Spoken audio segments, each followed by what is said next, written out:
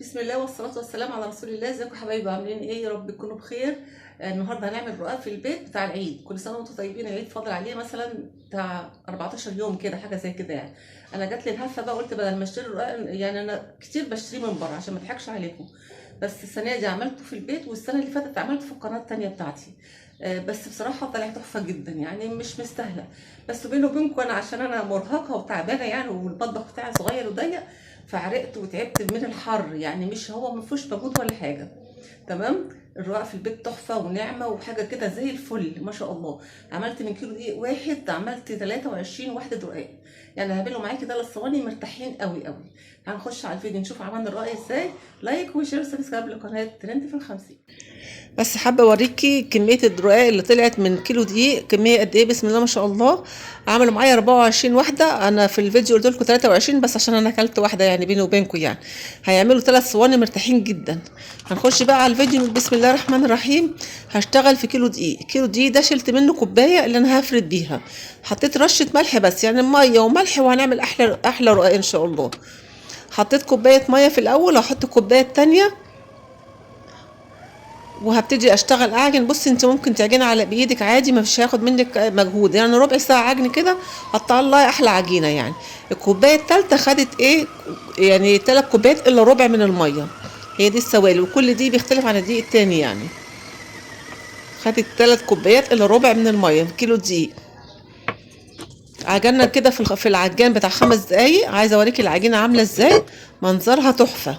العجينه طريه، مش طريه قوي، هي يابسه بسيط، بس ايه يعني متماسكه نفسها، بس حلوه قوي وناعمه. العجينه مش لاقيها بتقطع في ايديكي، لا العجينه ناعمه في ايديكي. هحطها بس في البوله كده، احط نقطه زيت بسيطه قوي، واحط عشان ما تلزقش بس في البوله، واسيبها ترتاح ربع ساعه. بعد ما ارتاحت ربع ساعه هبتدي اقرصها. بصي الرصيحة لو عندك ميزان يعني في حدود 60 جرام، 61 لحد مثلا 65 جرام، مش أكتر من كده، عشان تاخدي رقاية حلوة معقولة، يعني قد صينية متوسطة كده مثلا. عايزة تعملي أكبر بقى ده براحتك انتي، تمام. بس أنا عملتها في حدود ايه 60 61 لحد مثلا 64 جرام، مش أكتر من كده. وبعد كده شلت الميزان بقى، ايدك ميزان بقى، اعملي يعني شايفة القطعة قد ايه، وحاولي تعملي نفس بدل ما كل شوية نقعد نوزن يعني. انا بس حبيت اوريكي الحجم بتاعها قد ايه. هبتدي اقطع بقى الكميه كلها. عملوا معايا 24 واحده، 24 قطعه. هسيبهم بقى يرتاحوا ساعه. طول ما العجينه ترتاح معاكي هتديكي شغل حلو قوي. بصي في فرن البوتاجاز مفيش احلى بقى ولا اسهل من كده. فرن البوتاجاز عادي خالص، اي فرن بوتاجاز فيه صاجين. تمام. الصاج اللي انا حطيته ده ما بنستعملوش، حطيته بقى لما تيجي تشتغلي بيه في الرقاق. حطيته كفيته على وشه كده، وفتحت الفرن وابتديت اشتغل. ترش دقيق بقى كتير. اهم حاجه ترش دقيق كتير عشان ما يلزقش معاكي في الطبليه او في الترابيزه اللي انت بتشتغل عليها. رشيت كميه دقيق كتير، وخدت اول واحده قرصتها، وهبتدي افرد. عارفه لو انت عندك اللي هي مش عارفه اسمها ايه، في عصايه كده بيلفوا بيها دي، بس مش عارفه اسمها ايه والله، رايح من بالي خالص. انا ما عنديش غير العجله دي، فاشتغلت بيها وطلع الرقاق زي الفل. عبالي اللي انت حطيتيها في الفرن تستوي، يكون انت فردتي التانية، فواحده ورا واحده هتلاقي نفسك خلصت الكميه كلها. سهله جدا. وبين كل واحده وواحده ففي دقيق بينزل على الصاج، عشان ما تطلعش الرقاقه محروقه. امسحيها بقماشه كده فيها شويه ميه.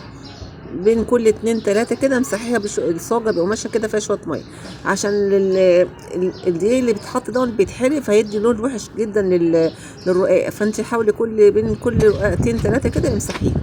بصي دي الرقاقة بتتنفخ ازاي، عشان مرتاحة، رغم ان هي فيها ولا فيها خميرة ولا فيها بيكنج باودر، بس عشان العجينة مرتاحة.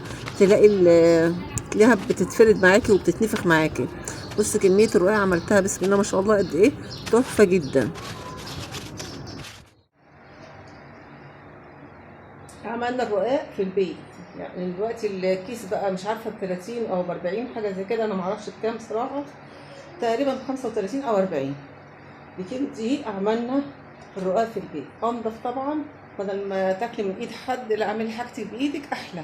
شايفين جمال الرقاق عامل إيه؟ عدي معايا بقى هنعمل كام واحده.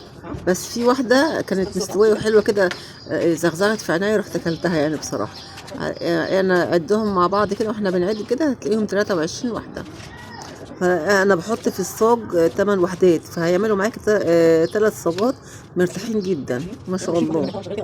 وكمان مش محروق مش ملسوع، مستوي كده اخر حلاوه. انا هسيبه بس كده يتهوى شويه علشان ما يبقاش طري وتحطيه في الكيس يبوظ معاكي. فسيبيه في الهواء يتهوى شويه كده عبال ما ينشف، وبعد كده كيسيه حطيه في الكيس يعني.